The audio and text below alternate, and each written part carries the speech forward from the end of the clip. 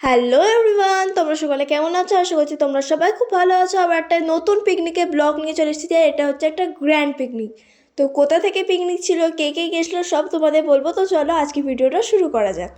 আর আজকে ভিডিওটা কিন্তু কেমন হয়েছে অবশ্যই আমাকে কমেন্ট বক্সে বলো, কারণ ফার্স্ট টাইম আমার মা ব্লগ করেছে, খালি ভয়েস রেকর্ডটা আমি দিচ্ছি, তারপর যা কিছু করেছে আমার মাই করেছে।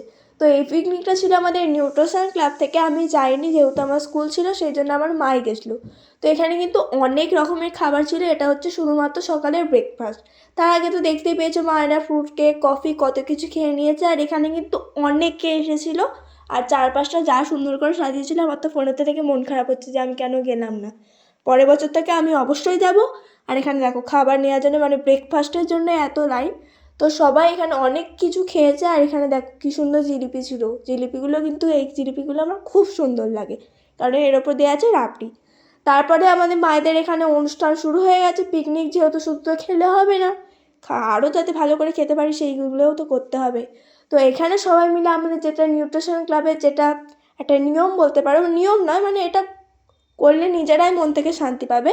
এখানে সবাই মিলে ক্ল্যাপ করছিল, ব্যাকগ্রাউন্ড মিউজিক হচ্ছিল, কিন্তু আমার যেহেতু ভিডিওটা যদি কপিরাইট পড়ে যায় সেই জন্য আমি আজ দিতে পারলাম না।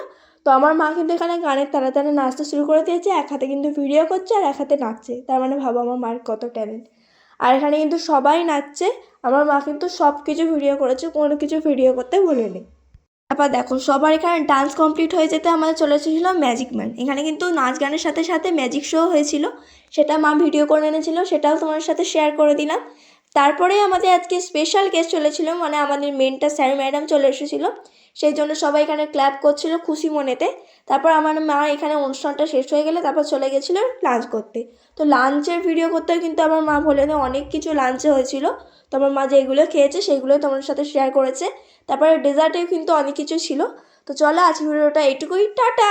কেমন হয়েছে অবশ্যই